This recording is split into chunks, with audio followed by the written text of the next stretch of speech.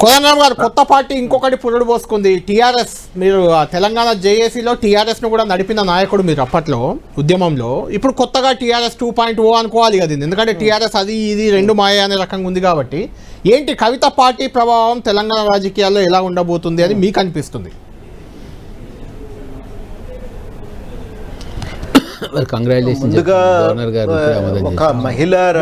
కోదండరామ్ గారు ముందుగా మీకు అభినందనలు.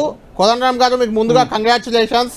గవర్నర్ గారు ఇప్పుడే మీ ఎమ్మెల్సీ సభ్యత్వానికి, మీ ఎమ్మెల్సీ ప్రభుత్వం పంపిన దానికి, గవర్నర్ క్యాబినెట్ పంపిన దానికి ఆమోదం లభించింది.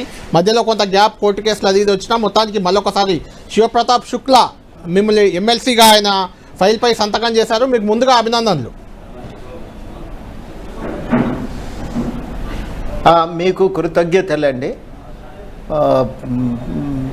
నా వ్యక్తిత్వంలో, ఆలోచనలో, ఆచరణలో మునుపెట్లున్నానో అట్లనే ఉంటానని కూడా ఈ సందర్భంగా హామీ ఇస్తూ, ఒక మహిళ రాజకీయాల్లోకి రావటం అయితే అభినందించదగినటువంటి పరిణామము. తప్పనిసరిగా ఆహ్వానించవలసిందే, దాన్ని అందరం కూడా సంతోషపడవలసిందే. కానీ చాలా కీలకమైన కొన్ని ప్రశ్నలకు సమాధానాలు అయితే వాళ్ళ ప్రసంగంలో ఇవ్వలేకపోయింది. మొదటిది, మునుపటి కేసీఆర్ కాదు అని మాట వారు మాట్లాడటం జరిగింది. మునుపటి కేసీఆర్ కాదు, ఆయన మన మనిషి, కానీ ఇప్పుడు మర మనిషిగా తయారైపోయినరు. ఒకప్పుడు ప్రజల కోసం భిక్షాటన ఎత్తిండు, ఇప్పుడు ఆ మనిషి అట్లా లేడు, రాయిగా మారిపోయిండు అని చెప్పి వారి మీద వ్యాఖ్యానాలు చేసిండ్రు.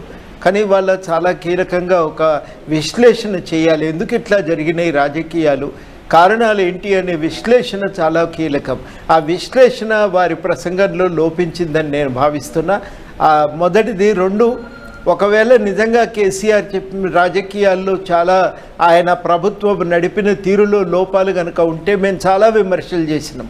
తెలంగాణ జేఏసీగా కానీ, తెలంగాణ జనసమితిగా కానీ చాలా విమర్శలు చేసినాం. లోతుగా విమర్శల్ని మరి పుస్తక రూపంలో కూడా మేము తీసుకొచ్చినాం. ఇవాళ మేము అడిగేది ఏంటంటే, ఒక రాజకీయాల్లో ఇట్లాంటి పతనావస్థకు చేరుకోవటానికి ఒక విశ్లేషణ ఉండాలి. రెండవది, అట్లా జరగకూడదు రాజకీయాల్లో అనుకుంటే సైద్ధాంతిక ఒక వివరణ ఇవ్వాలి. తాను ఏం చేయదలుచుకుంది అనే దానికి ఒక సైద్ధాంతిక పునాదిని, ఒక సిద్ధాంతాన్ని చెప్పాలి. మూడు చాలా కీలకము.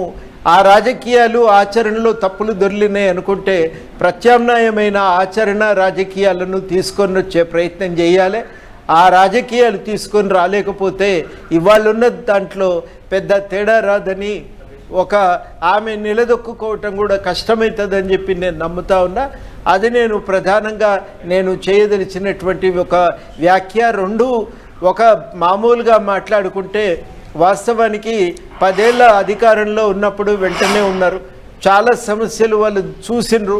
అధికారంలో ఉన్నప్పుడు బయటకు వచ్చి మాట్లాడలేకపోయినా లోపల నిలబడైనా తాను వ్యాఖ్యలు చేయవలసి ఉండే, తాను సూచనలు చేయవలసి ఉండే, ఒక ఒత్తిడి పెట్టి ప్రజల తరఫు నుంచి ఒక ప్రెజర్ గ్రూప్గా పనిచేయవలసి ఉండే. ఆ పని కూడా వారు చేయలేకపోయినరు.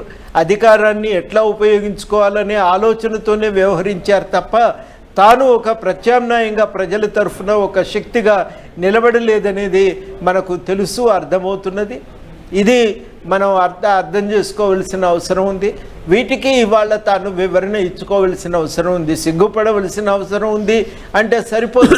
నువ్వు సిగ్గుపడటం మాత్రమే కాదు, ఎందుకు మరి ఆ రోజు నువ్వేం చేసినావు అనే విచారణ కూడా చెప్పుకోవాల్సిన అవసరం ఉంటుంది అనేది నేను నమ్ముతా ఉన్నానండి.